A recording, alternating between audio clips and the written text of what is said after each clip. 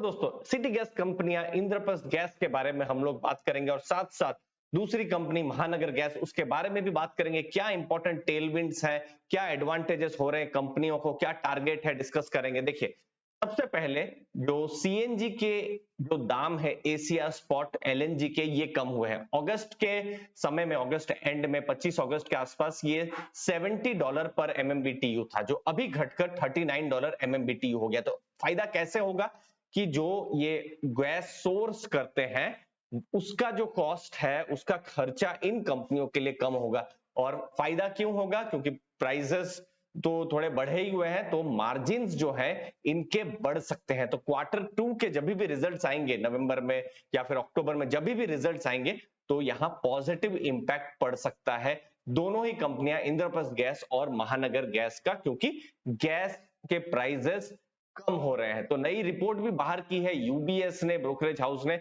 और जो नया टारगेट उन्होंने, चूंकि गैस के प्राइसेस अब कम हो रहे हैं, 630 का इंद्रप्रस्थ गैस के लिए दिया है और महानगर गैस का 1280 का दिया है। गुजरात गैस जो तीसरी कंपनी है, वहां पर अभी भी कुछ क्वेश्चन मार्क उनको है, इसलिए उन्होंने सेल और 400 का टारगेट दिया है। बट फोकस उन्होंने इंद्रप्रस्थ गैस पर ही रखा है, साथ साथ एमजीएल पर।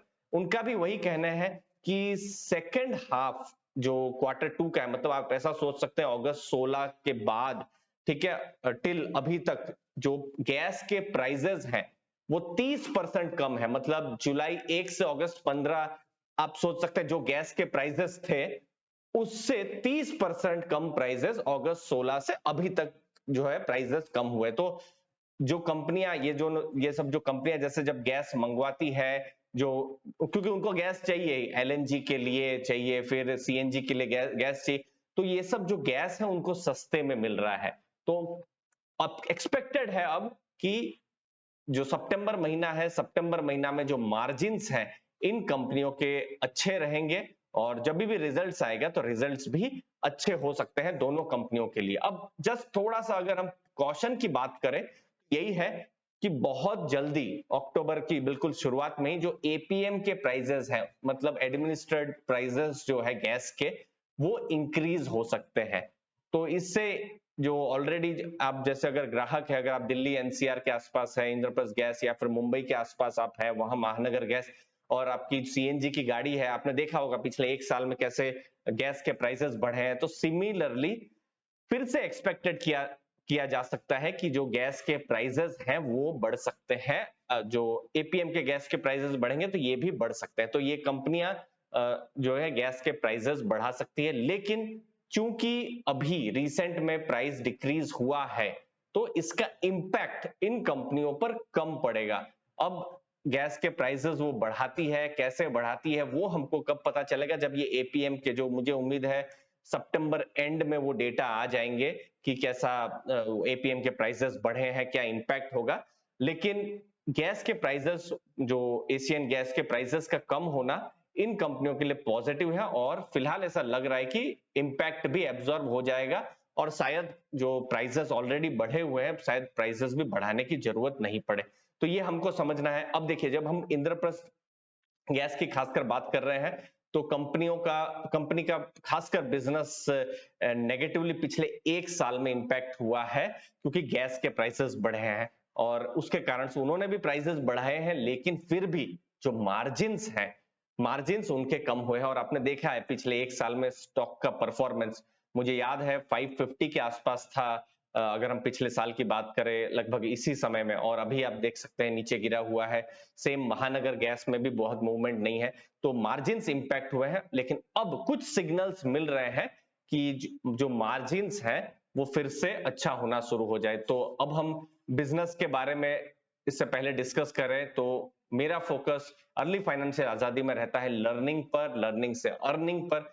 लर्निंग के लिए दोस्तों ज्वाइन फिनग्रेड को आप भी ज्वाइन कर सकते हैं। बहुत सारे यहाँ पर कोर्सेस हैं, इन सब कोर्सेस को आप एक्सप्लोर कर सकते हैं। क्योंकि मैं फंडामेंटल एनालिसिस सिखाता हूं तो मेरे भी यहाँ पर कोर्सेस हैं, इन सब कोर्सेस को आप भी एक्सप्लोर कर सकते हैं, आप यहाँ पर ट्रायल भी ले सकते हैं। अब मैं इंद्रप्रस्थ गैस का यहाँ पर डेटा आपको दिखाता हूँ। ये देखिए, ये जून महीने का आप यहाँ देख सकते हैं 3561 करोड़ की इनकम हुई है। इस साल। और पिछले साल देखिए 1410 करोड़ की इनकम। पिछले साल इनकम इसीलिए कम थी क्योंकि कोविड की वेव थी, तो उस समय बहुत हद तक लॉकडाउन जैसी स्थिति थी। लेकिन आप प्रॉफिट्स देखिए, पिछले साल 244 करोड़ था, ठीक है, और इस बार प्रॉफिट लगभग 421 करोड़ है। प्रॉफिट ज्यादा है, ठीक है, इनकम भी ज्यादा है, प्रॉफिट भी ज्यादा है। लेकिन अगर आप मार्जिन्स देखेंगे तो पिछली बार ये लगभग 17%, 17% के आसपास मार्जिन थे, जो इस बार घटकर 12% ये मार्जिन्स हो गए हैं।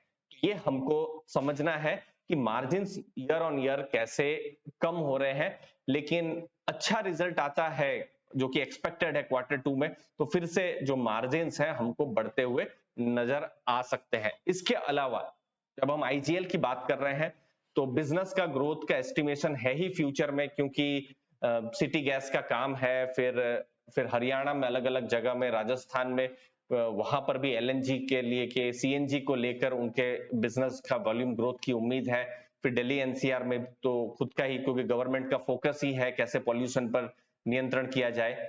उसके अलावा उन्होंने प्राइस राइज किए हैं। देखिए प्राइस राइज हो सकता है कस्टमर के लिए उतना अच्छा नहीं हो सकता है, लेकिन कंपनियों को और ज्यादा उनको प्राइसेस बढ़ाने पड़ रहे हैं, क्योंकि उनको खुद जो ऑयल है, ऑयल नहीं गैस जो है, उनको ज्यादा प्राइसेस में मिल रहा है, तो उन्होंने भी प्राइसेस बढ़ाए हैं।